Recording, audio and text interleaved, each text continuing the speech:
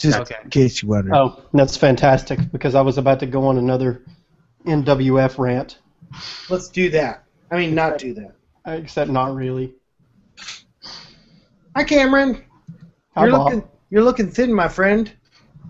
Thanks. I've lost like 17 pounds. That's awesome. Yeah. You look great. Thank you. I still have plenty more to go. Well, the trim of the beard accentuates the weight loss. I don't think I really noticed until tonight. Yeah, I thought the same thing. My wife said no, that when I trimmed my beard, my face looked rounder, and I was like, I don't agree with that. No, it's actually got sharper. It's No, nice. definitely Cameron's wife, who sees him every day, is incorrect. I agree. I agree. Hi, audience. We're live. Did you sticky the podcast post? I'm working on that. He's working on stick. David likes the sticky things every week. Hey, let's put something in the chat room about kamikaze guests. We can talk to him about it. We can also say it at the beginning of the show. So That's that- true. Yeah, Also, let's do that. before I forget, Matt, Shit sticks. I forgot to update the title. Shit apparently sticks. the NBA has allowed me to buy League Pass, but they have not yet launched the features that allow me to pick our 5 teams. So That's kind of stupid. I know. I was stressing out about it. I was like, it was supposed to let me pick the 5 teams. And it says as soon as you log in to League Pass, it will let you pick your 5 teams. And when you lock them in there, you cannot change them. And I was like, well, that's fine, but how do I do it? Turns out they haven't updated any of the League Pass stuff from the 2013-2014 season. Which, So- I mean, Hi, Brian. maybe I'm weird, Scuttlefield. but I don't understand why you need to update everything. It should just be the same back engine. It should just work. My back doesn't have an engine. I totally agree. I mean, all you should really have to do is update the graphics and reskin the front end. I totally agree, but they have to update everything under the sun. So We we'll got just three or 4 topics, and then we can get started. Selfie. I guess I'm gonna grab that and do that in like 2 seconds. I don't want the suit Humble, thing. Zeus, Huawei, no fucks given. Explore Edition live in the Play Store. Somebody needs to take that. I'll do it. And do it. we all know how I for the feel team. about glass. So That's why you should do it, because it'll be funnier that way. Why don't we just throw that one to Yes, Liam? Cameron, your feelings on glass are quite transparent. We could throw that. We could throw that one to Liam. Yeah. ooh, pass it to Liam because And then we could just yell at him for not Let's speaking. pass it to imaginary Liam. Be like, Liam, are you talking into the right end of the microphone? That's me. It was totally true for like a month. Longer than a month. Pretty funny. Just thinking back about that makes me laugh. A good hearty laugh. It was good. At least he was in a room with walls, and we got him on the echo. That's Good. all I have to say. That was good. Glad he didn't do it outdoors. Okay, I guess we are ready as soon as I do the social dealy. As soon as you do the social dealy. Everything. I can just take it. This last one. All right, and done. So I think we're good. Cool. I like good. Let me go ahead and get the recording started. And here we go.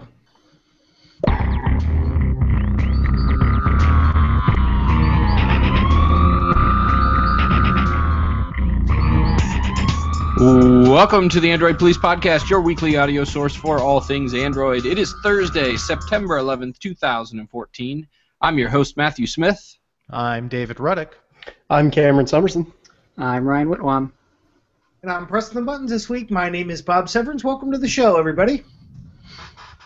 So for those of you who are with us in last week and are joining us live tonight, we're going to have a little bit of an opportunity to kind of bombard the show with whatever questions and stuff you have. There'll be a post in the chat, so if you head on over to androidpolice.com/podcast, you can join the chat right there. Right. And after the show's over, we'll throw a link in there. You can join. Make sure you have your microphone ready, your headphones ready, and your question ready. So Yeah, we did a little test run of this feature last week where you guys just kind of kamikazed. We threw the link out there. The first one to join just joined up and asked a question. So we're gonna try that again this week. So hopefully we'll have a good time with that and some good experiences like we did last week. It was good to see some of your faces and interact with you. So have a question ready and just join the show. We'd love to hear from you. all right, But let's kick it off. Don't join on the audio show because then you'll be insane if you start trying to join while we're actually not on. We will let you know when you can do that. We will let you know. And the feature may or may not make the end audio cut of the podcast. That's all at the discretion of me when I'm editing. So be nice to me and, send me money and maybe you'll make it in. Maybe. No, I'm just joking. Maybe. Probably not, though. He's just kidding. Send him money and you still won't be in the show. No, you will be in the unedited version at the very least. We can send your link to all your friends, to the YouTubes, and hopefully if we've got time or if the show allows. Last week was a little special case because with the IFA coverage we had kind of a longer show anyway. But if there is time, we'll put it right in the show. But we will edit your voice to sound like a transsexual space alien. I like it. So basically, the Buffalo Bill Killer from Silence of the Lambs. No, Frankenfurter from the Rocky Horror Picture Show. Okay. He's a sweet transsexual. Okay. Episode title done. He is All right. from transsexual Transylvania. I don't really know how to transition this. So. Yeah, I forget. Is this an Android podcast? Or... Yeah, can we just do like a sounder or something to get this thing going? No, it's a Rocky Horror podcast. Carrier 411.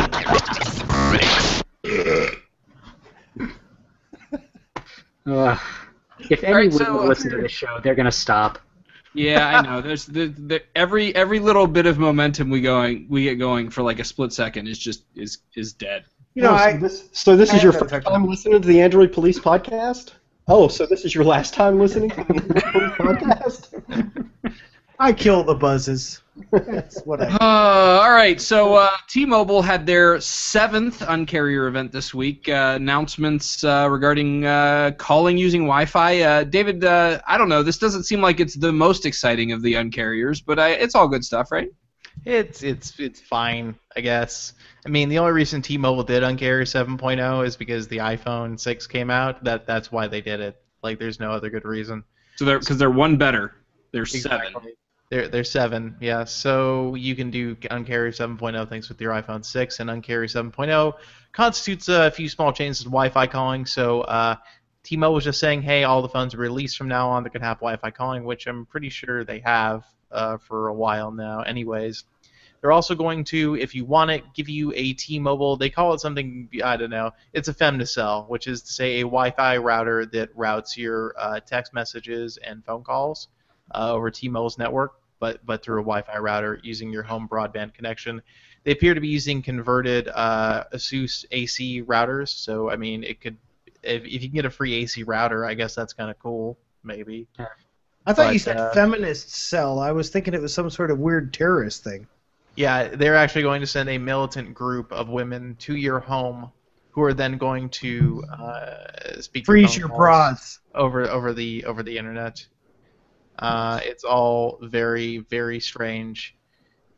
And the other thing they're doing is, if you're on a plane that has go-go Wi-Fi and you don't want to pay for Wi-Fi, you'll still get to be able to send your SMS messages and read your visual voicemail on your T-Mobile device on the go-go Wi-Fi without paying for it, which, I mean, I guess is cool, kinda, or whatever. But it's kind of cool.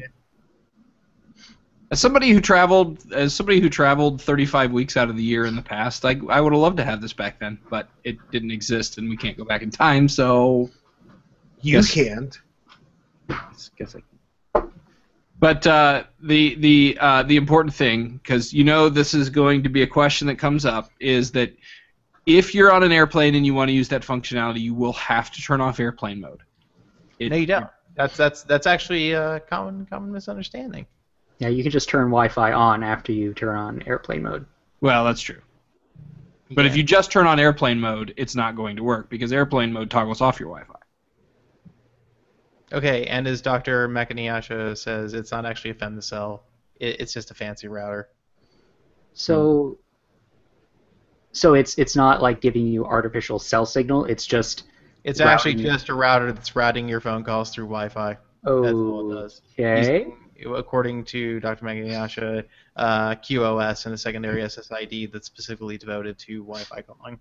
Weird. I'm gonna see if they'll give me one of these. I've been a T-Mobile customer for a while. They owe me. A router. Yeah, they owe me a new T-Mobile, router. I've put up with your bullshit for at least 6 days now. You owe me a router.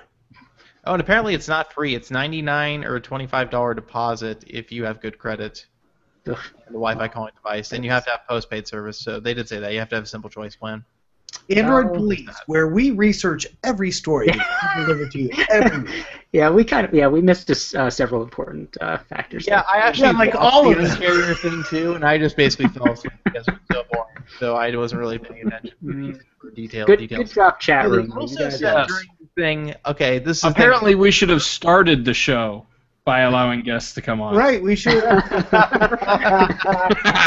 Yeah, we should have Dr. Nice. Mac on here. So during the Uncarrier announcement, they also said T-Mobile was going to start their deployment of low-band LTE by Q4 this year, which is a 700 megahertz band, which covers a wide swath of urban and suburban markets in the U.S. 9 out of the top 10 urban markets in the U.S. are covered by the spectrum they bought from Verizon. They're going to start deploying their LTE network on it pretty soon, and that will be T-Mobile's first low-band LTE deployment, which is to say it'll have much higher building penetration, and hopefully will give a lot more robustness to their network in hard-to-reach areas, especially on the kind of fringes of coverage. So that's good news, and they'll hopefully update a number of their handsets that don't support it to support it. So in other words, they gave you features to use your phone in buildings better, and then more features so that you don't need the new features that they announced to use it in buildings better. Exactly. Mm-hmm. Just one question, David. Are you sure? Pretty sure. Pretty sure. All right, down to rumor round. 70%.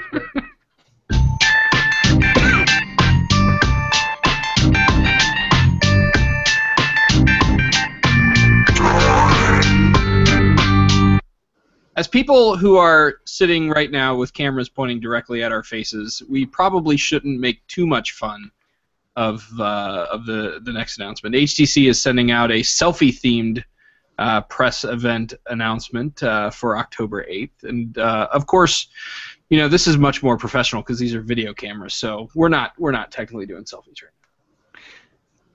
now.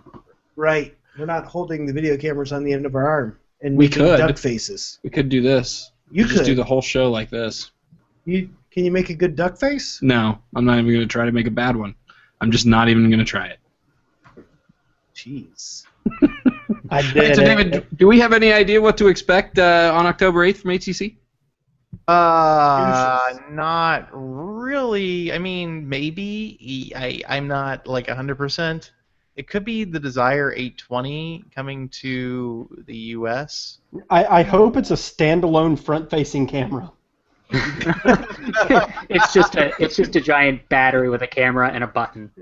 Yeah, that's what I really want it to be. No, Who was it that had that? Who was it that had that giant like crystal camera on the top of it in like a demo phone? Was it Sony that had that?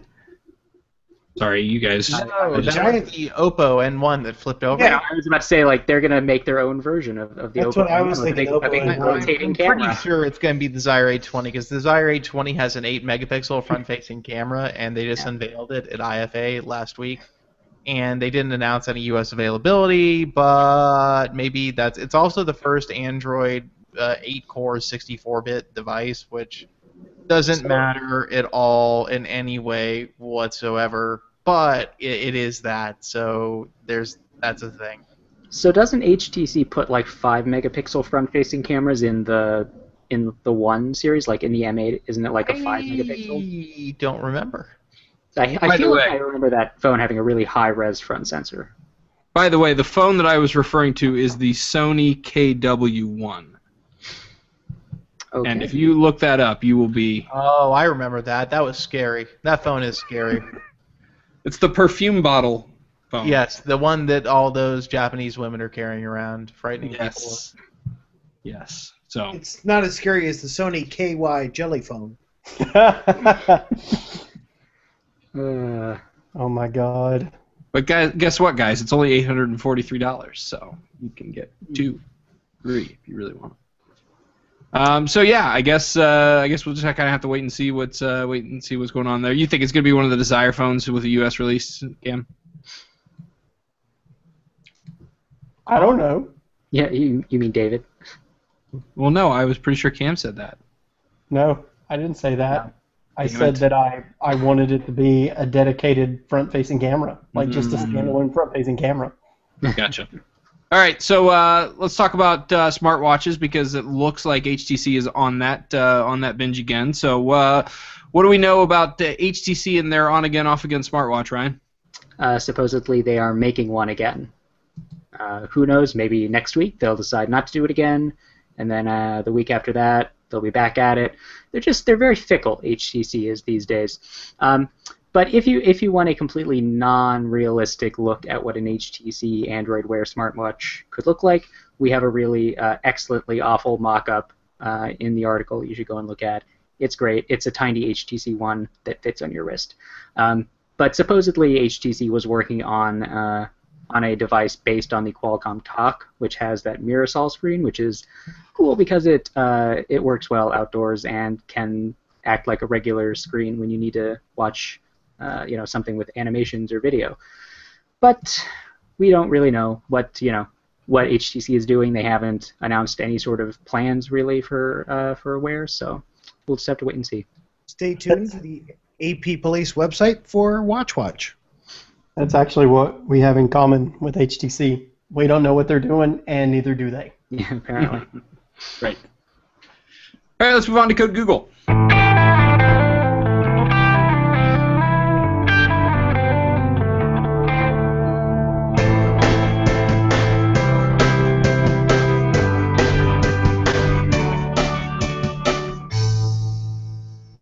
All right, so we've had a couple voicemails about it in the last couple of weeks, and it looks like the pleas were heard because Google Voice integration is finally rolling out to Hangouts. So, Ryan, what does this mean? Google Voice integration, obviously, Google Voice, the phone numbers you get from Google.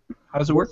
This means that someone at Google listens to the podcast, and they heard just all the complaints, and they realized, oh wait, we forgot to do that. Let's go throw the switch real quick and make that happen. So exactly how it worked. A couple days ago, suddenly the Hangouts app started offering people the option to migrate their Google Voice stuff into Hangouts. And of course, at the time, it was kind of broken in a lot of ways because you could activate that and get your text messages into Hangouts if they were sent to your voice number, but you couldn't reply to them, and you couldn't reply to them in the Google Voice web app because it just told you, hey, you turned on Hangouts integration, you have to go use that, but it didn't work. So the next day is when they rolled out the update to the actual Hangouts app in the Play Store, and that completely changed the interface and made all of the texting stuff work properly. Your voicemails will show up there too. And then finally the last piece of the puzzle, they created a dedicated Hangouts dialer app. And when you install it, it just puts a third column in the Hangouts app where you can select people to call, and it has a keypad. You can just put in any number, and it makes VoIP calls using your Google Voice number. Cool. It is cool. Yeah, it's actually kind of interesting because I have the updated version of Hangouts. I have the dialer app, which is really just a shortcut. I mean, I don't really know why. I could probably just get rid of that, but I still have not gotten the prompt to actually integrate it, and while I can make phone calls from it, I can't do text messages from it, which is interesting. Because I can go into settings. It's weird because I can go into settings, and it lists that I have a Google Voice phone number, but I can't use it for text messages through Hangouts. I still have to go through Google Voice to do it. So I guess that's really, if you get that prompt, apparently that's all it really does. And by the way, they did, in fact, just kind of turn off the Google Voice integration. So Oh, they really? did that, and now it doesn't work anymore because Oh, it wasn't really? ready. Wait, they just did that now? Yeah, they did that a few hours ago, I think. We got a couple emails about it earlier, and it does seem to be true. Really? Well, that's not a good thing, considering people like migrated their stuff. Is it? I wonder if it's gonna even like work properly at all. Like, can you still go back and use the app and the website normally, or what? I don't know. Hope Yeah, so. look at that. Or else it'll be Google's new black hole feature. Yeah, really. That's very strange. Well, we'll keep you posted throughout the show. Maybe we'll do some side research. Yeah, man. All right, Matt. There's Interesting. another topic. All right, so next would be the NVIDIA dropping some bombs. Oh, jeez. Yeah. Strike that. We're not going to use that in the show. Holy hell. Sorry. NVIDIA leaking some information about the upcoming HTC Nexus, the Volantis as we know about it here. So, Ryan, what did we find out there? So in NVIDIA's legal documents that they filed when they accused Qualcomm of stealing their patent stuff, they in all of those documents they had a sentence when they were talking about Tegra K1. They said, and of course the HTC Nexus 9 is going to come out in Q3 and it is expected to run Tegra K1. So the name obviously.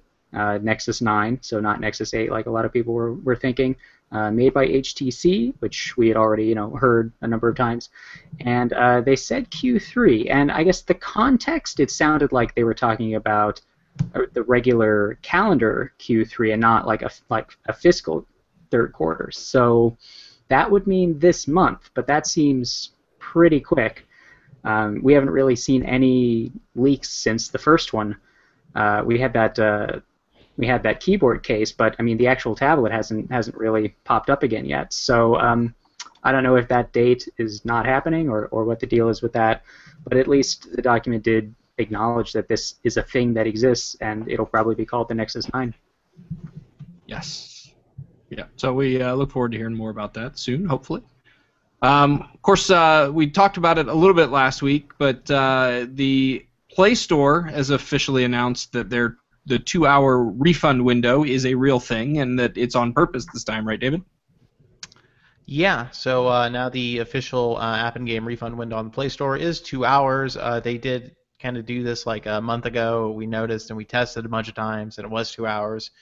And we reached out to Google, and basically they told us, "What's up with that?" Like they just didn't really give us an answer. So now they changed policy. So take from that what you will. So you now have 2 hours to refund your games and apps, which is good if you're downloading a game that has additional content downloaded outside the Play Store, otherwise known as being kind of an asshole. So you can now take your time and play that game for a little while and decide if you want to keep it or not.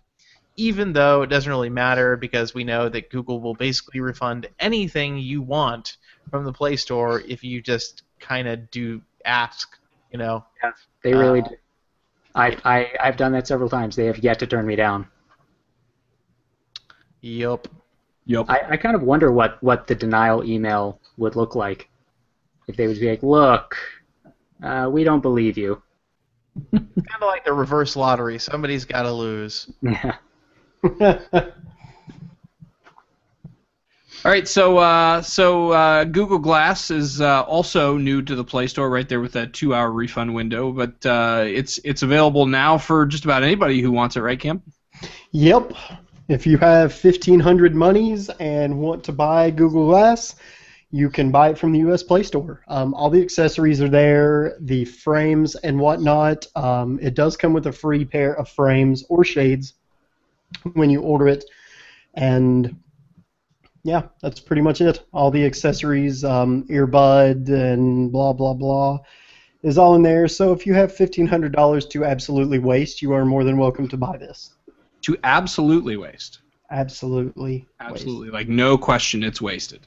Well, at this point, even if you like Glass, this model has been out for quite a while. Yeah, I mean, Can't be that much longer before they're going to refresh the hardware in some way. I mean, I know they boosted the RAM a while back, but other than that, it's the same device that they released like over a year ago or whenever.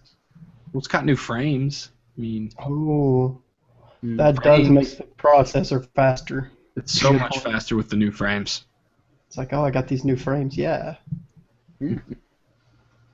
All right, so let's talk about the other wearable venture from Google, Android Wear. We've got updates rolling out, and we got a little bit more information about how those are going to continue to work in the future. So, what's new on Android Wear, Kim? There's an update rolling out to Cool. watches, and Watch for the update. yeah. Anything you would like to add, Dr. Makanyashi? Just give that dude a link to the show right now. Just be like, here you go, join in. So there's some new stuff. It does new stuff. I'm sorry, I didn't read this. We I might said have to dude, cut I this- suppose it this could be part a out. female. It's a very not important update. That's what it is. Yeah, none of the stuff that everybody wants has happened yet. Yeah. It's just like little like UI stuff, and like you can start walking navigation, I think, instead of driving. So, or bicycling. So Yes. So no GPS functionality just yet. No. Not yet. no, I don't think. Do any of the watches we have right now have a GPS I chip think built the in? first one with Sony GPS one. will be The Sony Sony. one. Yeah, the Sony one has it. Yeah. But So it's yeah, not out yet. It's not like, I think it's what, Q4? it's It's supposed to be, I guess, the first part of that. The early big, Q4. It's going to be pretty soon. I think they're waiting to release it until the big Wear update comes out. Same with the Guar, because the Guar's rumored release date is supposedly the day before the first big Wear update lands. So Right. But we did get a little bit of confirmation as well that that the updates to Android Wear devices are actually going to pretty much come all at once for all the devices because they're not modified in any way, shape, or form. So you can actually look forward to some speedy, dare we say, Nexus-like updates from your Wear device moving forward. somehow I think that Moto 360's OMAP 3 is going to be a big, giant pain in the ass in that regard. Yeah, don't all the rest of them have identical hardware? Yeah, they're all the other ones are Snapdragon Snapdragon 400 so 400. far. I mean, I have to think that Motorola said, "Don't worry, we'll deal with this," because they have a lot of experience with OMAP stuff. So, I mean, for Google to even allow them to do that, they must have said, we'll deal with it. I don't understand why they went. Did they ever state why they decided to go with OMAP over Snapdragon? Because No, but probably they just had a lot of them left over from the Moto Active smartwatch because it is essentially the same hardware. is it the same Yes. processor? It is. That was also an OMAP 3, and I think it was the that exact same kind of model. makes sense. Yeah, so Moto that was didn't- all up in TI's junk for quite that a while. obviously didn't sell very well. So I mean, I have to assume that they had a lot of these left over because otherwise, no one's manufacturing OMAP 3s anymore. They would have to have a big crate of them someplace. Maybe they had to take apart all the Moto Actives and pull the processor from them. Maybe we were joking about unsold it ones, in the yes. chat room the other day that if we need to compare the teardowns of the 360 to the teardowns of the Moto Active to see if the boards are the same. Oh. See if they just slapped the Moto Active boards in the 360 and put a round case on it. They were like, "Hey guys, just cut it in a circle." Done. They just clip the corners off the board. It'll be fine. We don't need the corners anyway. Everybody knows the corners of motherboards are completely superfluous. I actually work with a guy who had a Moto Active, and he was really excited to get his Moto 360. And I can't wait to tell him now. By the way, it's the same damn watch you already had. I think it has. I mean, it has twice as much RAM. I think as the And Qi Active charging. did. So yeah. Based on what I've seen so far, though, there is so much parade to rain on for anybody who buys a 360 at this point. Yeah. It's the Macy's parade, and there's a thunderstorm just rolling over it. I know, It's getting man. utterly drenched. But we kind of knew this was going to happen. It was going to be I mean, super hyped, I and think- then I think we probably said 5,000 or 6,000 times over the last 6 months, as the fever pitch escalated every single week. Like, it can't possibly live up to the hype. Don't just be ready. Yeah. It really, really does not. But Yeah. you know, It would have been. I mean, it would have been impossible for it to, actually be the Jesus Watch that everybody wanted it to be. But, whatever. Yeah, it's actually kind of interesting because everybody that I've spoken with who was really excited about the Moto 360 is now all of a sudden like, man, I can't wait for the G Watch R to come out. Pretty much been the running theme. So. Yeah, the thing is, like, I think that there are a lot of original G Watches that are being sold cheap right now because the round ones are finally here. I think at least the 360 is going to hold a little bit of value if people end up selling that in a month and getting the G Watch R because it's real pretty. I don't think that many people are going to get G Watch Rs. I mean, some people are going to get them, but I don't think that many people are going to get them. Well, it's like the only one on the horizon that is round. Yeah, I don't know. I feel like if you're going on straight up aesthetic, I think Asus's still looks the best. Yeah, I don't disagree with that. I think Asus's. I mean, you saw it in person, but just looking at pictures, it looks awesome to me. It's the right mix between conservative and a little bit futuristic. Like, they've got the chrome highlights going on that look nice, and I love the color of the leather band they put with it.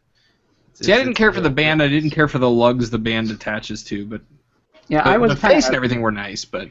I didn't know about, like, it just looks like there's so much bezel. I guess. I mean, I didn't really care when I was playing with it. It didn't really matter. Well, we'll have to make them. That's my totally objective opinion. It didn't matter. It didn't matter. Totally didn't matter. All right, well, if you remember back at Google I/O, there was a big deal made about integrating Chrome OS with Android apps, allowing them to run natively using the app runtime in Chrome. And it looks like we are finally getting the beginnings of that. Google announced this week that the first Android apps that are going to run natively in Chrome OS are Duolingo, Evernote, SiteWords, and Vine. Vine has to be one of them. Vine. So you can have 6 seconds of magic anytime you want on your Chrome OS device. So you can look forward to that. All right, let's move on to the hot sheet. Hot sheet!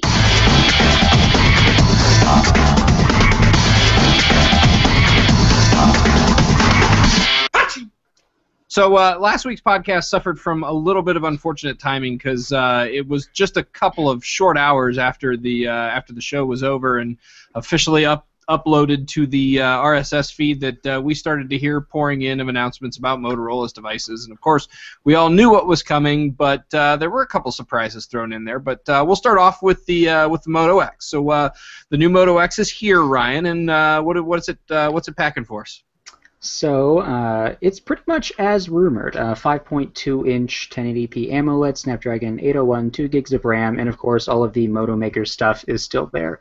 You'll be able to get all of the different color backs, also wood and leather. The leather stuff is new this year. It'll be the same leather that the Moto 360 strap is made out of, which I have to say is quite nice. Don't know how durable it will be on the back of a phone long term. It might get kind of scuffed up, but I don't know. It adds a little bit of character. Maybe that'll be okay. Your phone will look more rugged that way. So it's launching with Android 4.4 KitKat. A few changes to the way Motorola is doing the software. All of the features they had before are still there. They renamed a couple of things, like Active Display is Moto Display now. And they're doing this thing with, like, actions. I think they call it Moto Actions, where you just like wave over top of the phone and it like wakes up to show you the Moto display, the notifications. So it's sort of like you force push the phone and it'll show you what's happening, which I think sounds pretty fun. And then if you get a phone call and the phone's just laying there, you can just wave your hand over it and the call will go away. So it's a Jedi phone essentially. So one thing that people were a little bit annoyed with the original Moto X is that the camera was 10 megapixels, but it really kind of sucked. So this time the camera is 13 megapixels. It is supposed to be better. It's got an f2.2 lens. I guess we'll have to wait until we see a lot of samples from the camera, but the early stuff looks a little bit better at least than last year's Moto X because it got so grainy, even in just sort of regular indoor light, it took kind of not good pictures. And then also Motorola changed the build of the device. Last year's Moto X was all plastic. This time the rim of the phone is metal, and that's actually the antenna, sort of like an iPhone 4 situation, but they say it's insulated properly. You're not going to screw anything up when you're holding it. Yeah, so that's it. It looks a lot like the last Moto X, just a little bit bigger and faster. All right. Cool. All right, so there was a Moto G that was announced as well. So Cam, what's new with the Moto G? You can buy one. Also, I believe the word you're looking for is Motog. Motog. The Motog. You can purchase the Motog. So yeah, the new Moto G. It's a little bigger. It's a little better. It's still pretty cheap. $180. 5-inch 720p. Snapdragon 400. 1 gig of RAM. Android 4.4. Already confirmed that it will be bumped up to L. So yeah, I mean a really, really solid, affordable device. Yes. Continuing with the Moto G tradition. Yeah, absolutely. Just super, super good specs for the money. I think. Are we going DEFCON 5? Yep. DEFCON 5. DEFCON 5. I think in Something DEFCON And 1. your battle station. Backwards. And your battle DEFCON station. 5 means everything is It's fine. backwards. Oh, Okay. So DEFCON 1. Maybe I don't know. I feel like maybe this is DEFCON like 1.63. Well, if it would have been DEFCON 1, like everybody would have gotten it. Right. So we should just we can round it up to DEFCON 2. I'm good with that. Okay, we're at DEFCON 2. All right. That's All right, and I don't know if the Moto 360 was announced. Have we talked enough about that yet? I guess we have. What's the Moto 360 again? What is it? I think it is a car. Oh. I guess you could say we've come full circle. No. No, we haven't. We've come almost full circle, but with one little part missing at the bottom. So like the Moto 2. We have come 90% circle. They really, okay, in all seriousness, they really should have just named this like the Moto like 310. 320? Yeah. Yeah. Moto almost there. The little segment cut out at the bottom for the display drivers does not bother me nearly as much as I thought it would. I think that anybody who was unable to purchase earlier this week and last week because everything sold out instantly, you should probably wait it out and just wait for a couple more reviews. We're going to have ours probably next week. I'm doing a lot of battery life testing to see what's what because that was the big concern when it came out. But we will have that, and you should just wait and see if you think it'll work for you. Because, I mean, if you want it immediately, you're probably going to have to, like, go on Craigslist or eBay and pay a premium for it, and you probably don't want to do that just, in case it's not going to be good enough. You don't want Artem to talk about the Moto 360. Yeah. It's Okay, just... here's the thing. I don't think that we can really trust what Artem says about smartwatches because he has the worst luck ever. He has the curse. He really I don't think does. we could trust Artem to talk about most things because not only does he have the worst luck ever, but he is the pickiest individual I have ever met in my life. Well, he is pretty picky, but I mean especially I'm pretty picky about like smartphones and whatnot, but holy crap, man!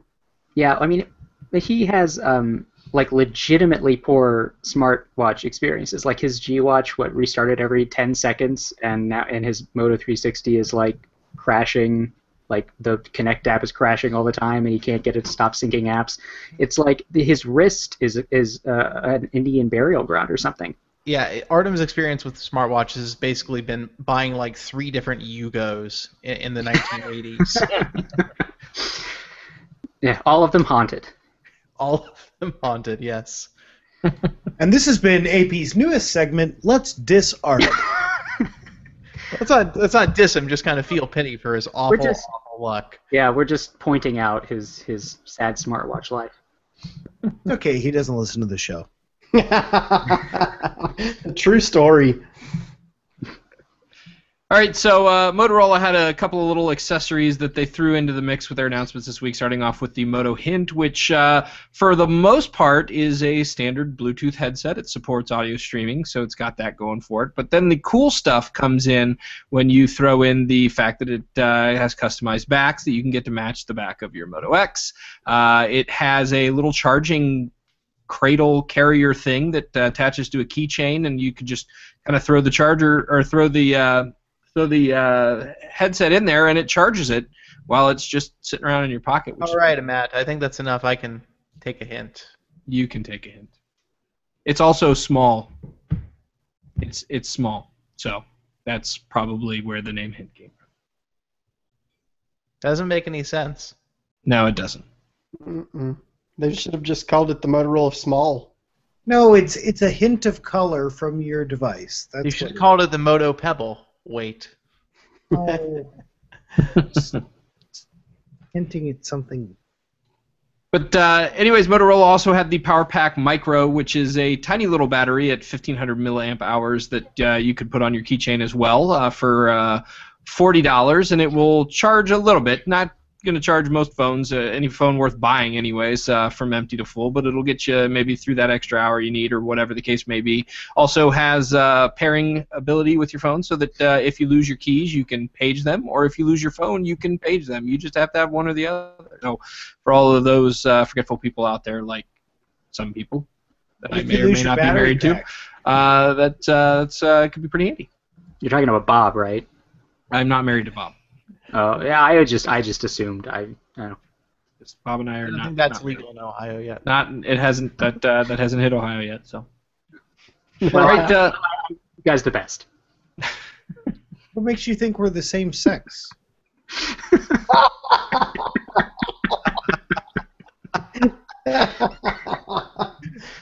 I'm pretty sure that was the only place left that could have gone.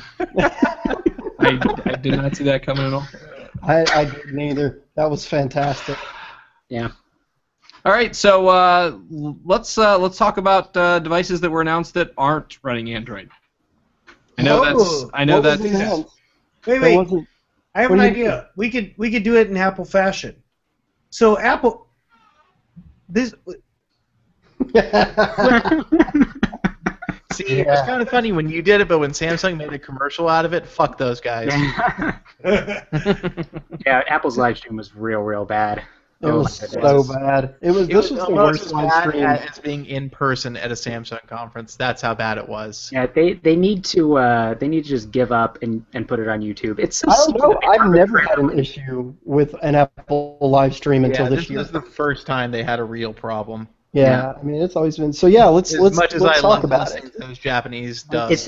It's just annoying that you can only use an Apple device to stream the Yeah, I things. used to think that was really obnoxious till I got an iPad. Now I don't care. So in other words, they don't care about converting people. They only want their current customers to stay customers. Their keynotes are super exclusive. So if you don't already also- have one of their devices, they don't want you. They're also super freaking long. Although, no, I mean, it was no Which one was? longer than Samsung's Note 4, Note Edge, Gear VR event, though. They were both 2 hours, and Samsung's was immeasurably more boring. I was going to say the only difference is I didn't pay attention to Samsung's. Yeah, Samsung's event was not the news story of the week. No. But I think the good thing about Apple is they're first off, the people who talk about the Apple devices are not just, I mean, they actually work for Apple, and they actually had hands in designing this, and also they're pretty damn entertaining. I mean, Yeah, I like Phil Schiller. He's exactly. He's super witty. He's charismatic. I really enjoy watching him. So yeah, agreed. And Tim Cook, he's such a nice guy. He's like the friendly guy who lives across the street. Yeah. He's I know he's like the CEO of the largest technology company in the world, but he seems like that guy in the neighborhood who's just like kind of out of touch and just really fascinated by everything technological. He's like at the keynote, he was like, "Did you see that NFC payment thing? It was so fast. Let's watch it again. How cool is this?"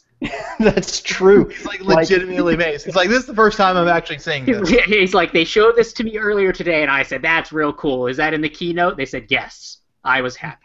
And I said, I'm going to show it. So, 3 times. Yeah, he said amazing like so many times.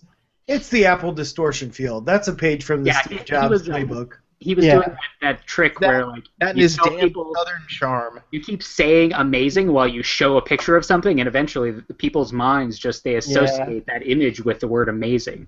Seriously. Yeah, so, really, enough about the keynote. Let's talk about what they announced. I mean, Okay. So there's a 4.7-inch iPhone and a 5.5-inch iPhone. yeah. So those are bigger iPhones. Also, I will point out that the 5.5-inch iPhone is super big in a bad way. Like, if you look at the measurements of the device, it's basically taller than a G3. Yeah, it's like 3/4 of an inch longer than the Galaxy S5 because I was helping another guy I know. He's an iPhone user and he's like, oh man, which one should I get? I don't know. And I was like, well, because I mean he's always used iPhones. He has no idea how to size a large phone. Yeah. I'm like, oh, I'm an Android user. I can help. So he's like, well, how big is your phone? I'm like, well, it's 5 inches, the display, and we measured like the whole phone. And I was like, holy shit, man, that thing is. I mean, it's a 5.5-inch display, but God, it's even longer than my. The bezels are insane. Yeah. I mean, it's like, I think it's a little bit bigger even than the Note 4, which is a 5.7-inch screen with Samsung's usual kind of beefy bezels.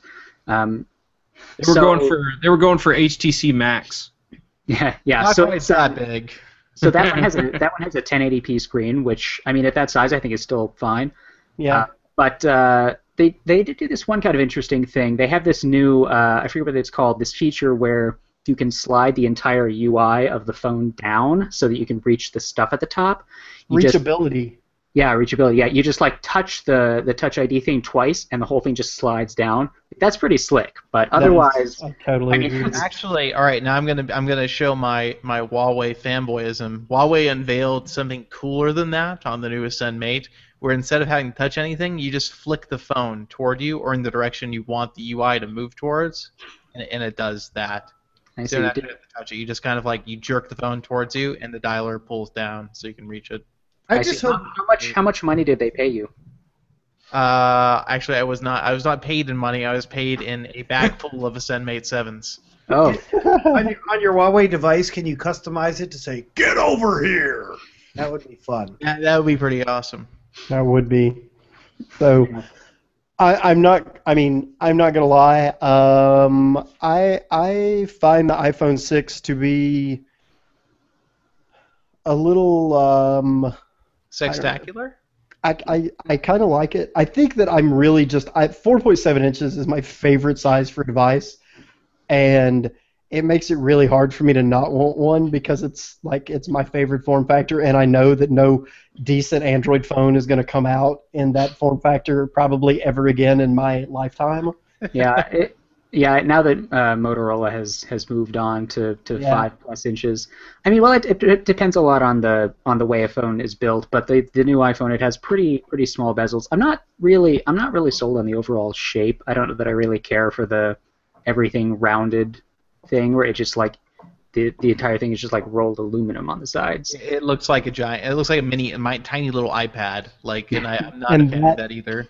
That's what kills me because I have to keep my iPad in a case because I hate how it feels on my hands. Yeah, the metal stuff. Oh, and you know what? It has like the new iPhones. They have a camera bump on the back. Yeah, it's very They wanted uncharacteristic. to make it super thin, so that It's odd. I mean, I'm not gonna buy an iPhone mostly because I don't mind iOS. But I just don't like the way it handles a lot of things. I mean, I like it just fine on my iPad, but I use my iPad for certain things, and I don't think I could use it. I tried, when I first got it, I tried using it as my main tablet, and that lasted for about 2 weeks, and I just got super annoyed with the way things worked, and I was like, okay, I bought this for a reason. I'm going to use it for that reason and go back to Android for my main tablet. So I don't think I could ever use an iPhone as my main device. I couldn't use an iPhone as my main device, not because of iOS, but because I am like mainlined into the Google Kool-Aid. Yeah. I think all of us are at this point. Absolutely. Yeah, I mean, I find iOS just super limiting. Every time I mean, I have an iPad that I don't really use much anymore, but every time I use it, I just feel like there are so many things I want to do that I know it's just not happening. Like I just get bored using it, and then I think, oh, I need to do something that I need to go get my Android device for anyway. So yeah, like what really drives me crazy is, okay, so I use my iPad mostly for like Jam Up and GarageBand and stuff like that. So if I record a song in GarageBand and then I want to send it to Dropbox so I can hear how it sounds like on my computer or send it to my friend or something, it takes me like, I swear, like 7 taps to export it to Dropbox. Whereas if that existed on Android, it would literally be 2 taps and it would be done. They're changing that with I forget what they're calling it, extensibility. So that's what developers have to have the share hook-in system. Well, yeah, they're going to have to add support, but they're going to because it makes so much sense. I mean, I use an iPad. That's the only tablet I use regularly. Like, I have a Nexus 7 2013 and a Shield tablet, and I use the iPad as my main tablet, and I love it mostly because the screen is really nice, and Android tablet screens, aside from the Galaxy Tab S's, are shitty, awful. And I love that the iPad screen is so nice. And generally, for what I do on a tablet, the iPad's great. Like, it's perfect for what I do. But that's probably not everybody. On a phone, I could use an iPhone, but without the Google services being in the way they are on Android, and without some of the things Android allows you to do, ease of access to things like tethering, a lot of fine-grained control over certain settings, and just even some apps that I don't think you're going to really find are as nice an experience on iOS. There's no way I could probably go over to an iPhone. Yeah, I completely agree. But I think that the 6 and the 6 Plus are great for iPhone users. I don't feel like Apple disappointed at all. I think they really did a good job with moving to a larger form factor, and the fact that they're offering 2 different sizes is awesome. It's probably sad for developers, though.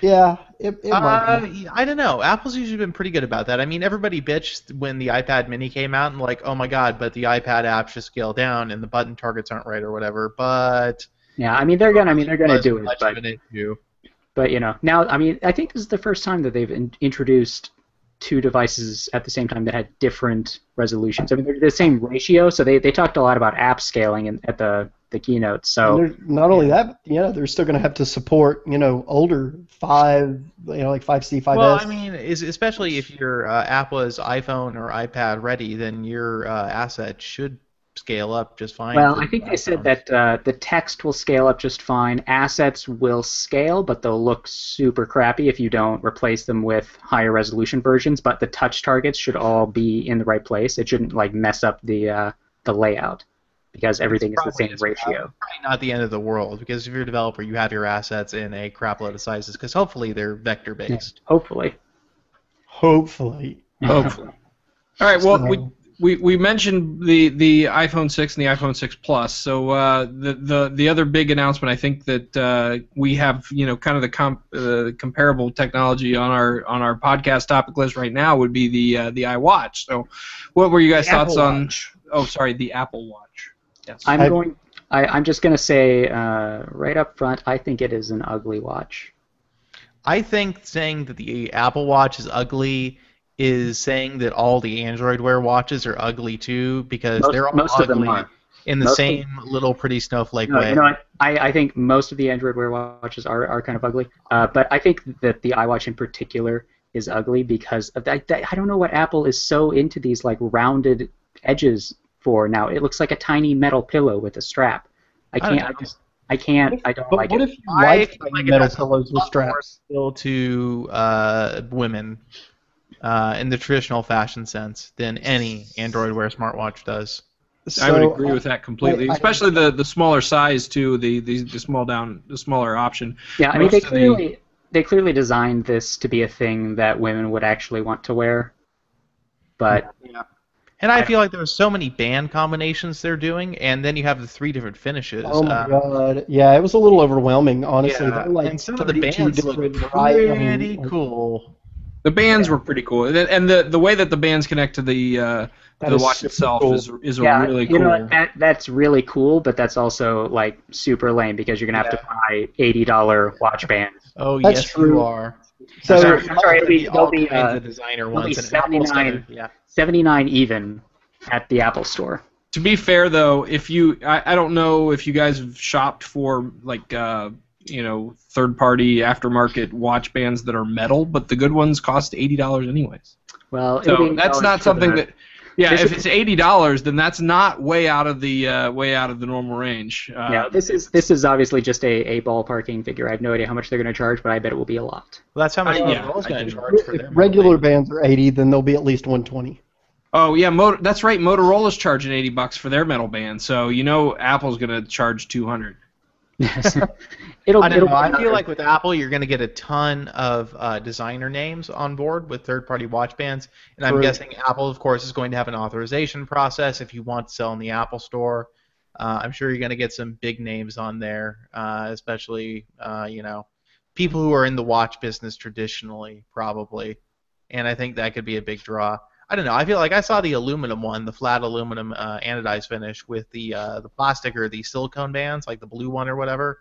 I Yeah, thought that looked relatively attractive. Yeah, the aluminum one doesn't look as bad as that super shiny steel one. I can't Yeah, even the look at steel that. And that's what they use in all of the promo images is that super shiny one. It looks so, I don't know. It looks The sport model was Yeah. was definitely the best looking one. But still then, I don't like the interface at all. I Yeah, don't what is like with all of these, like, here, look at this grid of photos that are tiny little pinpoints of light, and you scroll in on it? That's just, why would you want to do that on a watch? I mean, I think the use of the oh god, the little wheel. What do they call it? It's got The digital crown. the digital crown. Thank you. I think that was clever, just because that's already on a watch, so it makes it look more natural. But I don't know. I feel like it'll be tedious to do Yeah, that. exactly. What does the button do on the side of the 360? It wakes and puts it to sleep, and if you long press it, it goes to settings. And the dial itself does nothing. What dial? Does it twist? It twists. No, right? it does. No, it's just a button. Oh, that's funny because on the G Watch R it twists, but it It doesn't do anything. That is fantastic. It's placebo. It makes the watch go faster. Yeah, you twist that when you need it to speed up. When You're it's like, oh god, hurry, go. it's like you're manually starting the watch or something. I don't know. I see so many uses for a twist action on a smartwatch, and it pains me that Android Wear is just kind of like, no. I mean, I don't know. There's I could see a use case for it in some places, but Apple's using it as the main interface for their UI. Yep, I don't say exactly. it's main. I would say touch and that are combined. I feel together. like they kind of went out of their way to say that they don't want you to have to touch the screen because it's small They and your were like fingers are 20 in the minutes. way. They were I like agree 20 with that, minutes though. into That that makes so much presentation sense. before they I just- touched it. Yeah, I don't know. I mean, one thing that is interesting though is that their touch screen that they're using on it. They didn't talk a lot about it. They just said Retina display, whatever. It can tell the difference between a quick tap and a press. So you don't have to hold your finger down to do a long press like you do on most devices. It just Yeah. sort of knows. That it can seems pull up like it would be buttons. super disconcerting going back and forth between your phone and your watch, and one recognizes what a hard touch is, and the other one doesn't.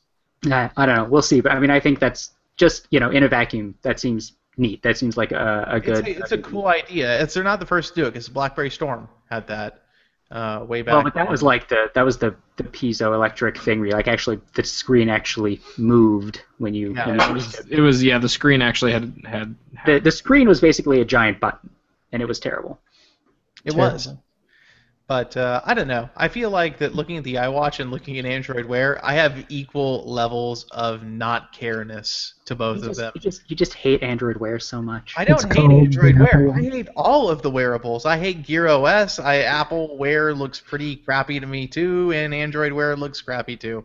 I don't look at any of these things and see this is something that's going to help enhance the quality of my digital life. Okay, here's the thing though. Android Wear does not have those late '90s era 3D smiley smiley faces that you can send to people. Like those are awful, but I don't really care about them. Like if I don't have to, I think you're missing. You will. I think you're missing the overall value of being able to send somebody your heart rate. Oh yeah, that too is just. And they made it like super accessible. They're like, all you have to do is just press the 2 fingers and it records your heartbeat. You know what, Apple? That's okay. I don't. It's okay. I don't want to do that. I'm good. I don't know. Just for our listening audience, in case you are one of those that is tech curious or bi-curious, as they say, this does only work with an Apple iPhone. So you can't even get the watch without buying into the whole ecosystem. So it's good to note that. That's another reason why I wouldn't buy an iPhone, because after I get Android Wear, I mean, I'm already invested enough in Google, and then to have 2 devices to replace instead of just one, no. And they start at $350. Yeah, they're going to come out in early 2015. Like, you could just really tell the way Apple went about this. They felt like they had to do something. They had to show a product that wasn't completely done because Android Wear has been out there for a few months, and if they wait until next year to even show it off, then it looks more like they're reacting, even though Apple's probably been working on this for as long as Android Wear has been in the works. Well, also, in fairness, I think they're going to put the watch kit capabilities out there to developers and allow them to roll out some applications that will be available for release time, which I think is a smart thing. Yeah, I feel like if anybody's going to get... I mean, Android Wear actually pretty impressive set of launch app partners, I have to say. I was really impressed that Google got so many people on board because, man, Samsung done screwed that up so bad with Gear OS. Well, I mean, it's a lot easier to take your Android app and add a Wear module to it than it's to, like, okay, now design something for Tizen. I don't know. I personally like the feature where it kind of parsed out messages, so if somebody asks you a this or that type question, it would automatically, for text messaging, for example. That reeks of Siri to me, though, in the sense that, maybe once in every 3 times it works, and then the other 2 times you're just like, well, goddammit, I can't do this. Sure. For the one or two times it does work, one tap responses is kind of cool. Yeah. Well, I think we're gonna. I have a hunch that we're probably gonna have a voicemail that's gonna dive into that a little bit too. So I think for now, let's move on to product reviews. We'll have a little bit more on that a little bit later on. Time for product reviews. This week, David reviews a whole bunch of stuff. All right, so David, obviously you spent last week at the IFA show and got your chance to put your hands on a lot of new devices. So why don't you give us kind of a quick 30-second on each one, maybe? I'm going to go from most boring to least boring so that we get this out of the way fast. Okay. The G3 stylus and G3S/B to the G3 stylus is a crappy G3 with a stylus that's also crappy. You don't care about it. The G3S is a small G3, but it's kind of crappy too. It has a 720p display. It's okay if you live in a country where they have a G3S. Maybe you want that. I don't know. I don't want it. It doesn't look very good to me. Okay. Moving on to Lenovo, there's a Tab S8, which is kind of an okay mid-range Intel quad-core tablet. It's one of the first Bay Trail. Is it Bay Trail Plus? Bay Trail something. Like a special Bay Trail. I don't know. Bay leaves. So that's the Tab S8. It looks nice. It has a nice looking screen. It's pretty thin. It has micro SD slot. It has some RAM or something. I don't know. It felt pretty quick to me. Lenovo's tablet UI layer makes me upset. I don't like it. It's ugly. It's invasive. It's bad. They also had the Vive Z2 Pro there, which is a phone you're never going to see outside of China, so you don't care about it. But it has Snapdragon 801 and a Quad HD display, and it's just like, specs. And then there was the Asus Mimo Pad 7 LTE, which is another quad-core Intel tablet that's coming out here pretty soon. It's actually pretty okay, and given it's a Asus tablet, it'll be priced pretty reasonably if it does come to America. Problem is, they only demoed the LTE model. It's going to come to Europe at price 199 euros, which is very competitive for an LTE tablet, especially one with pretty reasonably good specs, 1920 by 1200 display, and again that quad-core Intel Bay Trail Plus processor in there with a PowerVR GPU. It seemed to hum along pretty quickly, and the build quality seemed pretty good by ASUS standards, and actually the screen by ASUS standards was amazing because ASUS and screens don't usually go well together. Then there's the HTC Desire 820, which is the first octa-core 64-bit Android phone, which means nothing at all, because who cares? Android doesn't do 64-bit. It'll do 64-bit in L, and maybe like 2 developers will, get their apps to be 64-bit compatible, and one of those 2 will actually see some kind of performance increase because of the compatibility with 64-bit architecture. We've been living with 64-bit in Windows since Windows XP. How often do you hear people talking about the benefits of 64-bit applications outside of the enterprise sector? Then finally, there's the Huawei ZenMate 7, which I think was the most exciting phone at the show. It has a 6-inch display, 1080p, which is enough for a phone that size. I mean, you could argue Quad HD at 6 inches might be a good idea, or maybe 1920 by 1200, something like that. But this phone has a 4,000 milliamp hour battery, or 4,100 milliamp hour, excuse me, which is insane. It also has a fingerprint scanner based on similar technology to the way Apple's Touch ID works. But the cool thing is, Huawei said, why should you have to press a button to get your fingerprint scanned? So they put in a RF sensor in the fingerprint scanner, and so as soon as it feels your finger, the phone turns on automatically, and it scans your fingerprint, and then it unlocks. It works every time. It's amazing. Like, this would get me to use a fingerprint scanner, and I am exceptionally lazy. Otherwise, it was really quick. It's running Huawei's HiSilicon processor, which is a proprietary chip. I mean, the HiSilicon gets its jabs in for not being as necessarily compatible with some things and not always having the best components. But it does have a Mali GPU, and it seemed pretty fast when I was using it. The display did not seem as bright as the Ascend Mate 2 LTE I was using at the show, and maybe that's some kind of trade-off there. The phone itself is made mostly of aluminum. The other thing Huawei did that was really neat, I thought, they have 2 antennas in it for cellular radio, so it's hard to, quote, hold it wrong. So at the top there's a cellular antenna, and at the bottom. So if you're holding the phone by the bottom, it uses cellular antenna at the top. If you're holding the phone by the top, or in landscape or something, it switches to the other cellular antenna. And so you should experience much less signal degradation when you're holding the phone, which is pretty cool.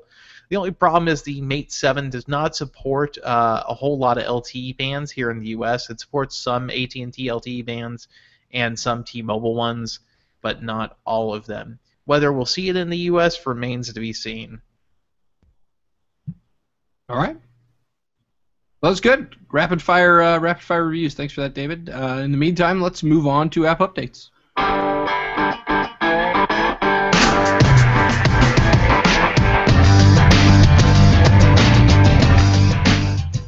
All right, so the big news this week was, well, unfortunately not quite as big of news as I had personally hoped, but Amazon got a big update to their app this week. It brought some new functionality, made one app your home for all your Amazon needs, Ryan. So what does that mean for those of us who like using Amazon Instant Video? You can now watch Amazon Instant Video on an Android device that is not made by Amazon, which is pretty cool. Yay! However, no Chromecast support, which is pretty lame. Boo!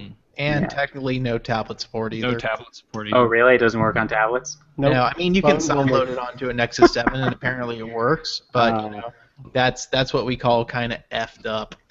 Ugh, Amazon. It's like they can't just admit they were stupid and wrong. They have to just be jerks. So anyway, they updated their Amazon shopping app, just the main Amazon app. So now when you go to a video page in that, it'll offer you the option to play it, but you have to also install the Instant Video Playback app through the Amazon app. It has essentially become an app store where you can sideload Amazon's apps that they have, in the App Store. But if you have an app that requires that has DRM, then you still have to have the Amazon App Store app itself installed. So it's really just kind of a convoluted, weird thing that Amazon has going on. But I guess they're trying to bring everything together under the one app, maybe. But so that's what's happening now. You can kind of sort of stream Amazon Instant Video on Android. One app to bind them, one app to find them. Yes. I forgot. So this is totally unrelated to anything, but they added the audience feature to Google Plus Hangouts, and it said it was enabled by default, but I haven't seen any sort of feedback. Is the audience audiencing out there? I think you actually have to watch it. I think you actually have to watch the Hangout from The Hangout? the Hangout. I don't think it'll show up in the Not from embedded Hangout on feed. here? Yeah. Can we clap for ourselves? Well, no. I think people who watch it. I think people who watch the Hangout from The feed? from Google Plus will be able to do it. I don't think people who do the embed on our website are going to be. I think that's the limitation. Well, if anyone sees any feedback buttons with little clappies, clappy, if you like. Clap if you want to. Clap if you're nasty. All right, so we got some voicemails. Let's roll them out. You do get the clap if you're nasty. It's true. You do get the clap.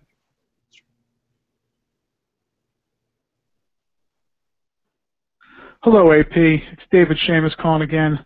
I am the maniac who called twice about the fact that I couldn't make phone calls on my Android with Hangouts. I'm sitting here Wednesday night in a hotel room in Dubai, and it turns out that, according to your website, that Google has finally updated the app to let me do that. I haven't gotten the update yet. I keep hitting update on the Play Store. It hasn't come through yet, but I'm very happy about it. I plan on using it immediately since I'm actually in a foreign country right now and need to make phone calls. And I think that we all, our podcast, the AP community, should take some credit for this getting done. I'm sure it had nothing to do with Google's normally scheduled program to roll this out. I think it had 100% to do with the massive pressure the AP community put on Google to get this out sooner rather than later. Thanks, guys, for your help. I'm excited to get my update. I'll be hitting update on my phone every 5 minutes for the next 15 hours until I get it, and I will be back in New York by Friday evening. Thanks a lot, guys. Looking forward to the podcast. Thank you, caller David. Man, he should have side-loaded it. For I would real. feel bad for somebody that's going to be checking every 15 minutes. Like I want to fly to Dubai and be like, dude, just download the APK. We did post the APK. We did. It's NBD. Too bad we can't go back in time and tell him. But he's not going to be back till tomorrow. We could totally fly to Dubai by then. All right, everybody, let's fly to Dubai. Okay, let's see BRB going to Dubai. We're get a looking hold of for Artem a and see if he'll pay for us to fly to Dubai so we can help a user, because that's what a fine, upstanding website would do. So what did you guys think about the exceptional pressure that AP put on Google? You like that? You think we really have that kind of clout? If we do, I think the next thing we need to do is get them to change this stupid deauthorization limit on Google Play Music. Oh, God, yes. Oh, I couldn't agree more with that. Tech reviewers everywhere are deeply upset by this. So here's what we're going to do. Everybody just tweet at Google right now and start some change.org petitions, and I'm pretty sure that we're going to have this licked by next week. But if we don't, if we could get at least 2 people to call into the podcast and complain about it, I think that should do it. You know, actually, I remember I did this once with Amazon. All I did was I went on. Oh wait, Google doesn't have live chat support because they hate talking to people. No, but what I did is I chatted Amazon because I was at my limit for deauthorizations. I was like, listen, I use a ton of phones. Can you deauthorize all my devices? And they're like, yeah, okay. Okay, so here's what Google does now. They actually make you talk to a human being. Like, they force you to. It's the strangest thing. Like, you say, okay, here's the problem. They're like, okay, put in your phone number. And a human being calls you on the phone. And then they're like, okay, so it says here that you are out of deauthorizations on your Google Play Music.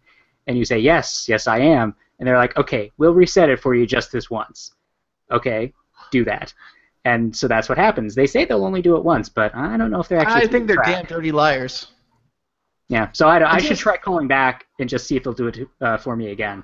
I just, I feel like for the average user, 10 devices or whatever is probably fine because they don't change devices that often. But I wish there was like somewhere where we could sign up and provide credentials of some kind to prove that we change devices and review devices. I would like a Google Play Music I'm important exemption. A VIP version of Google Play Music. That is exactly what I'm asking for.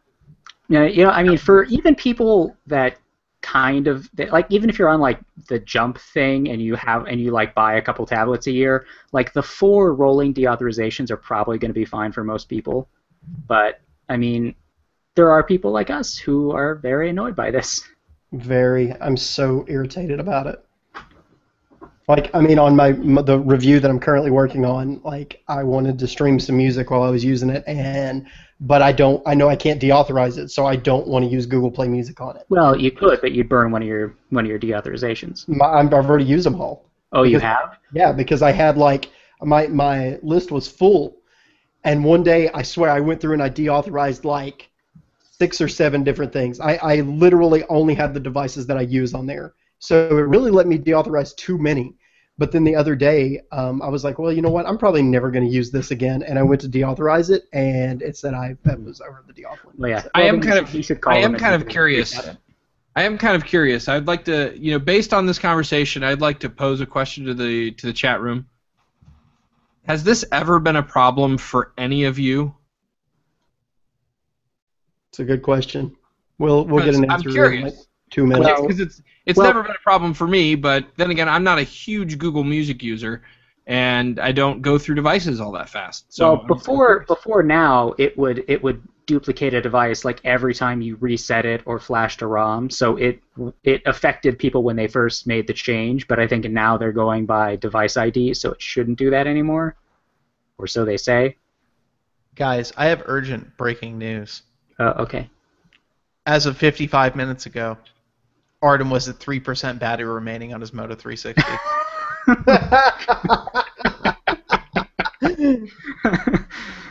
Well, then that thing's dead now. Is it still on the charger? I don't know what is wrong with his watch. Like mine without 5 hours on a plane, Ryan. No notifications. It's unacceptable. Oh God. It's so weird. It's like I don't think he was using ambient mode either, and there's no question. Like mine will last 17 or 18 hours without ambient mode.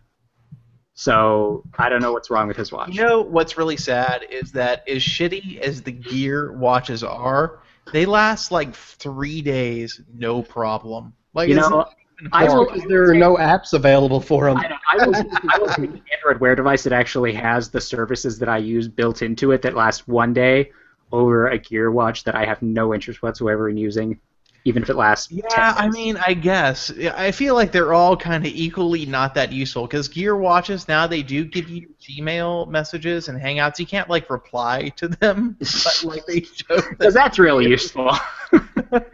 I mean, so I just look at the Gear watches, and I remember how I used them, and I was like, well, Wear basically seems kind of like that. You can do more, but kill your battery faster. So you still have to be using a Samsung phone, though, right?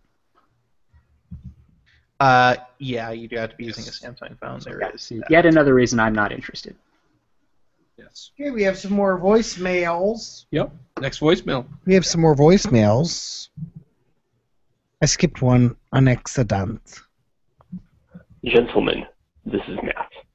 This week I have a question on music players. I happen to personally have a rather large collection of MP3s, which I like listening to and not just relying on music streaming services such as Google Music. I've heard you mention in the past Google Music, so it sounds like you're a fan of streaming options, but I was wondering if you listen to any personal MP3s and use any music players. If so, which music players you use, and if there are ones that you think are best for managing large libraries. Unfortunately, I personally have found that listening to music and creating quick, large playlists is just not as easy as on the desktop. Using Windows Explorer and something as simple as Microsoft Media Player, you can quickly play music and create large playlists. Android does not seem to have that functionality or the apps that will facilitate that. However, you have greater knowledge, so I was wondering if you knew of solutions that would allow me to do so on the Android platform. as simply as I do on my desktop. Look forward to hearing your answers, and thank you very much. So I would agree, first off, that Windows Media Player is awesome. I love Windows Media Player. Like, I use it all the time for my music management. I think it's the best music management application in existence, unless you're really hardcore about tags and stuff, in which case you can go use something weird like Winamp. But on Android, I agree that there really aren't many good solutions. Artem, who is the power user du jour of applications on Android, really loves PowerAmp. I would suggest, if you haven't looked at that, it costs, I think, what, $5 for PowerAmp or something? Man, I think PowerAmp is so damn convoluted. Yeah, PowerAmp is super convoluted, I agree. But it is also feature-rich to the point of absurdity. That's why it looks so stupid. Yeah, that's why really Artem does. loves it. It is. Yeah. And it is super convoluted, and it's not nearly as easy as Windows Media Player because, honestly, Android just touch operating systems and the idea of creating a playlist really easily from a giant mega list of tens, thousands, or just even thousands of songs, like, you can't wrap your brain around that, around like a 4.7-inch screen and a touch interface. It's just hard to do. I think PowerAmp's probably your best bet for managing that in a way that's remotely desktop-like. I also think it's still overkill and annoying, and I'm not familiar with niche music players on Android. I use Shuttle Plus on the rare occasions that I need to listen to music that I don't have in Google Play. I mostly use it because it looks neat. Okay. I don't do local media. Ever. By the way, the chat room agrees that you all are just a bunch of whiny bloggers when it comes to the deauthorization limit. Good. Okay, I'll fine. I'll take it. I guess I'm happy to have an answer about that. If we don't have David from Long Island on our side, then I don't know that we can make the all-out push to get the switch flipped like we did with Hangouts. You know, in response to Dr. Mac and Yasha, I will defend Windows Media Player to my grave. Well, it sounds like that's going to happen. Fight! Yeah. Dr. Mac needs to join the show at the end and verbally fight David at the end of the show. Bob, if you could just cue up the battle music from Star Trek when Kirk fought Spock, just get that ready so when they go at it, you can just start. You just cue that up. Yeah, I'll get right on that. Be pretty appropriate. Yeah. All right, one more voicemail. There is another voicemail. Would you like to hear it? Yes. I shall play it. Hello, AP. Earlier this week, Apple rocked the wearable community when they released Apple Watch. Now, many people are citing appreciation for the release. They're also citing that there's issues with Android Wear. This week, I present two questions. Question number one, did we enter the wearable market too soon? Should there have been some more development, perhaps modification and some tweaking to make it better than what it already is when it came out the first time? And number two, with the release of Apple Watch, what is next for the Android Wear community, and where do we go from here? I'm Piper the DJ. Good night. I want to address the first question. I think he asked, did we enter the watch or the wearable market too soon?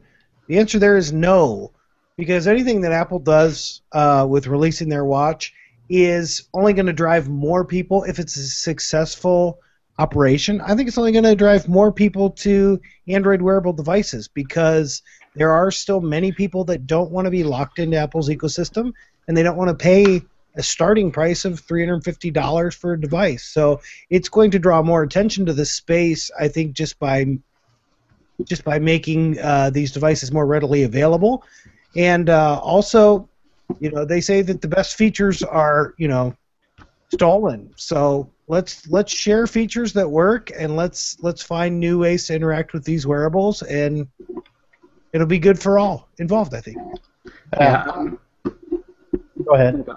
Okay, so here's the thing. Android Wear was always going to be kind of a beta product when it came out because that's just how Google rolls. Like, if you bought a G1 or a MyTouch 3G or, to a lesser extent, a Nexus 1, you were using a product that wasn't completely there yet.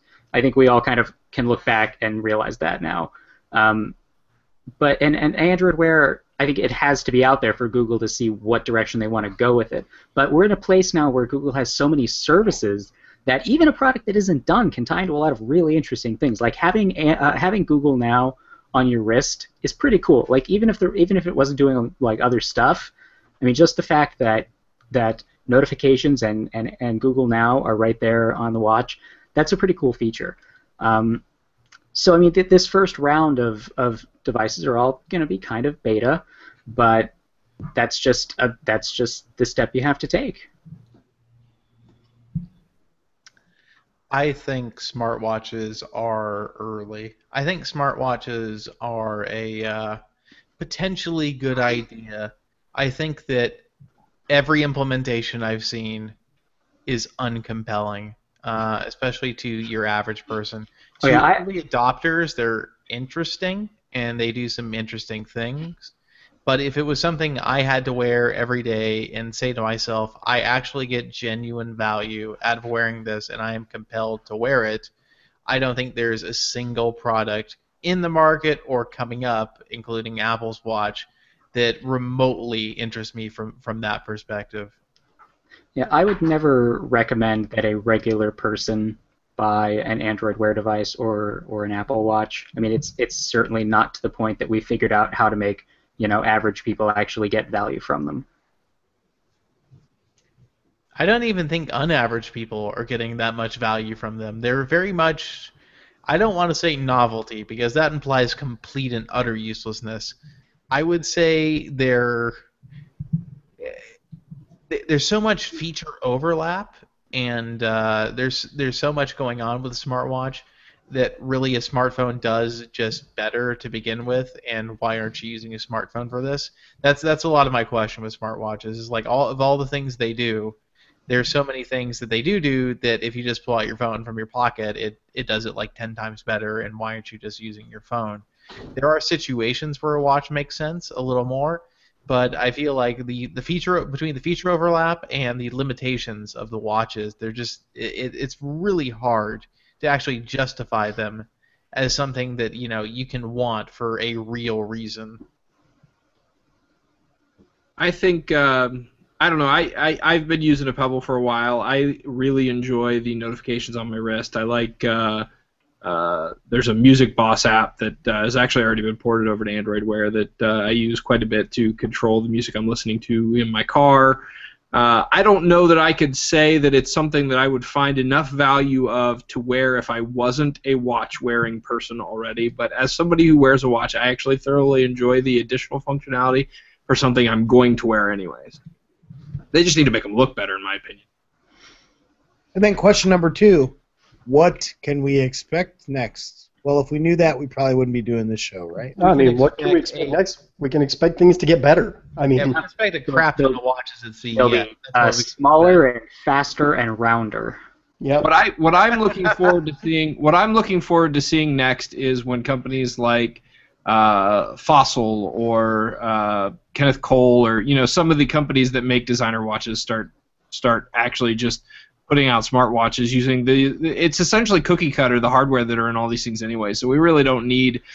Yeah, but that's so foreign to actual watch companies. They would have to partner with somebody. They just wouldn't.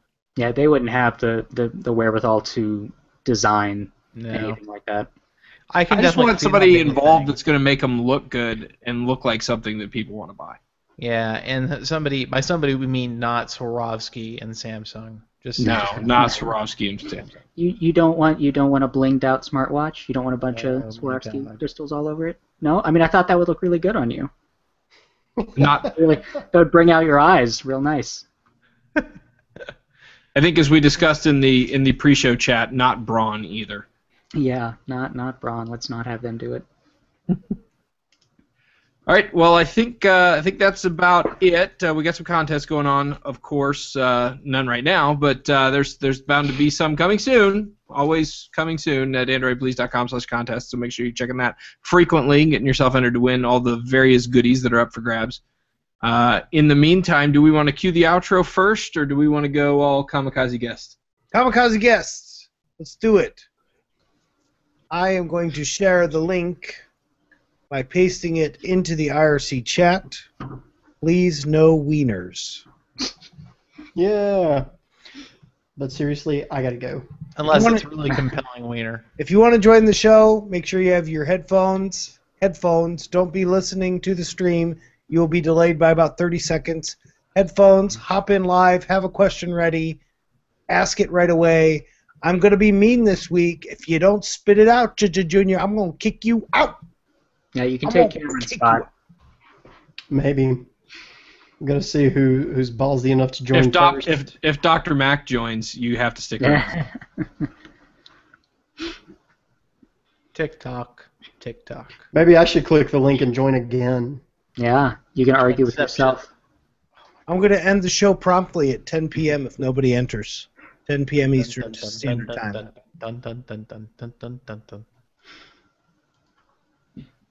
Yeah, that's a good point. The link shows up in the chat, and nobody has any idea why or what it is. Oh, yeah. Mullins is really obsessed with forcing in those 9/11 references. I know, he really is. They've been pretty good though so far. Mullins, we were not attacked by the Japanese on 9/11. Thank you. Yeah, that's not even one of the. That's more of a Pearl Harbor joke. Yeah, save that one for December 7th. Good. That was nice. Yeah. What if instead of a question, we have a news tidbit? That's okay. Hey, that's fine, Dr. Mac. You gave us a lot of supplementary info, so I trust whatever you have. You also corrected me a lot, so I'm not sure how I feel about that. Hop on in.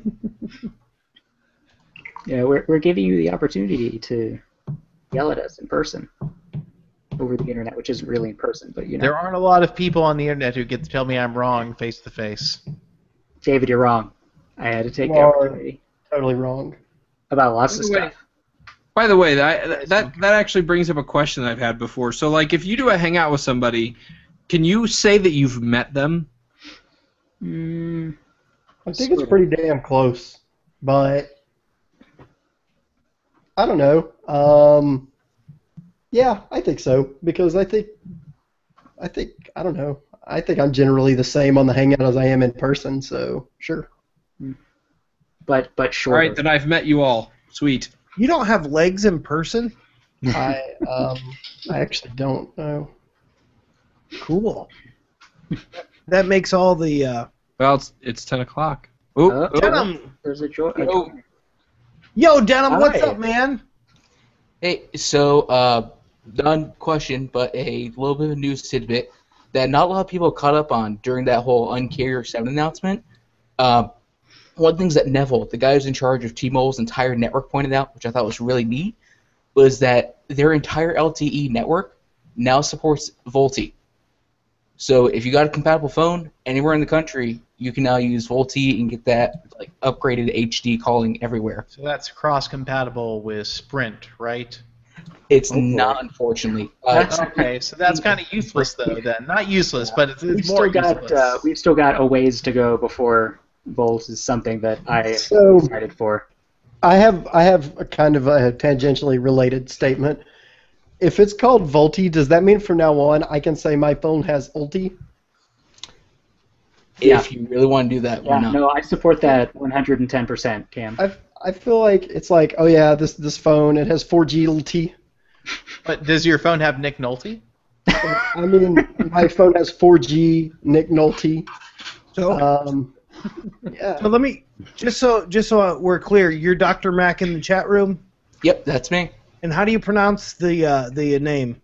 You guys got it right. It's Dr. Macinyasha. Dr. Macinyasha. And because I was totally guessing. Is there a story behind this name? It's just something I came up with a long time ago when I was a stupid kid, and it's been stuck around since. When he was a stupid kid. Before he became a smart Back when I knew no better. I was going to say, we're still stupid kids here, so it's still... Oh, yes. You can tell if you've been watching. Well, while you were talking, Brian joined us. Brian, you are Brian in the chat room. Where'd you come up with that? I feel like we might have used that joke last week. I love it. I wasn't here last week, so I'm okay with that. That was fantastic. That was so good. And is it pronounced denim, like the pants? Yep, that's it. Nice. No one gets it right. It's Denham. No, just the pants. You say the pants. That's it. Say the pants. Very, very soft H. Say the pants. Just say the pants. Whatever you do, say the pants. Awkward silence. So Brian, what's up with you, man? Thanks, Denim. We appreciate the Volty news. Yeah, actually, that's pretty cool. I don't think my phone can do it because, well, Nexuses don't always do everything better. Nah. Yeah, no, they also don't do Wi-Fi calling on T-Mobile. So somebody could take my place. I'm leaving. I'm hungry. I'm going to eat. Okay, all right. Bye, Cam. Peace out, Cam. Can anybody hear me? Yes. I can hear you now. Great. Okay. I'm hearing Okay, also so- some weird clickies. Like, Your computer's trying to talk to us. Oh no. I can kind of hear it. It's I don't not know if it's super on my loud. end. You can continue. Okay. I've got actually a variety of options to talk about, whether it's Google Voice integration or NFC security stuff. I might let you guys pick. Well, Nexuses don't always. Listening to the stream. Turn off. Turn off the stream. hello, Francois. Turn your Yeah. speakers off. How you doing, buddy? Hi, I'm doing fine. I'm actually a bit stressed because I don't speak English quite fluently. I'm French Canadian, so. Well, you're doing good so far. Sounds good to me. Sorry Trying. to keep you up there, Brian. Did you have Doing a my question? You're doing awesome. Did you have a question for the Android panel here? I actually have a couple comments. I think Android police should have a couple people outside the US. You're always talking about stuff inside the US, and you should have some representative outside. And another thing, when you do game reviews, I think you should systematically mention if it is controller compatible. I can answer the first one. So in terms of having people outside the U.S., it's very difficult to do this for a couple of reasons. The first one being that we have a ridiculously almost untenable standard for use of the English language correctly being a contributor to Android Police. It makes it really, really, really hard. Yeah, Artem does not. Earlier when we were saying Artem is picky, he's real picky. Yeah, we've had a couple of people who've been outside the U.S. and actually we currently have a copy editor who edits our posts for grammar and spelling, and she's in Lebanon, and she obviously has excellent English. But we've had a few people outside of America. We've had some British people. I'm sure someone from the UK could do the job, no? It's hard to find. It's surprisingly hard to find people who meet our standard. Unfortunately, we do have really, really high standards in terms of being a contributor, and we're so well staffed right now. It's hard. We would love to have somebody from Europe, especially, to join us, but because there are events there sometimes that aren't important enough for somebody to go to, but from here. But if somebody was already in Europe. Right. Yeah, for sure. There are a lot of reasons that we don't have somebody from Europe right now, and I wish we did, but there are unfortunately a lot of roadblocks in the way. Yes, but if somebody's listening who is from Europe and speaks English and writes English extraordinarily well, then you just drop Artem a line. Well, and if you don't mind Artem yelling at you really, really loudly. I also should point out that it's difficult to convince anyone of how picky Artem is when it's this show that you're saying it on. It's saying. true. Yeah, and with regard to controllers in game reviews, I try to do that. I think now that there are actual Android devices out there that people have that use real controllers, it's a lot easier, because before, like, you'd have a Moga and like maybe it would work with this game and not with this game, and if you don't have the right controller, you don't know, if it's going to work or not. But things are starting to standardize a little bit. Like, you can pretty much say if it'll work on like a Shield device with a controller, it's probably going to be okay for most controllers. But it's. In fact, I think the Playboard widgets should include this. It should be included. That would be, well, I don't know if there's an easy flag for that in the Play Store. If Google put in some sort of way for you to know whether or not something has full or partial controller support, sort of like Steam does, then I'm sure Playboard would be able to do that. But, I mean, unless somebody wants to go through and manually tell them which ones have controller support. My point was you should do it because Google doesn't do it. So there are a lot of things I would like to do that Google doesn't. Sure, but I mean, when you do a game review, it is quite easy to just test it and mention it in the review. I mean, that's something that I think I've done it on all of the recent reviews where it's been a game that actually could do controllers. I mean, sometimes you're playing a game that's obviously touch based and it's and it's not really a controller ready thing. Awesome. Francois, did you have anything else? I'm going to start booting people, especially people that put on silly hats. Yeah, give it other people. Hey, it's just a hat. Yes, okay. Nice hat. Okay. See you guys. All right. Francois, thank you very much. Thanks for joining us.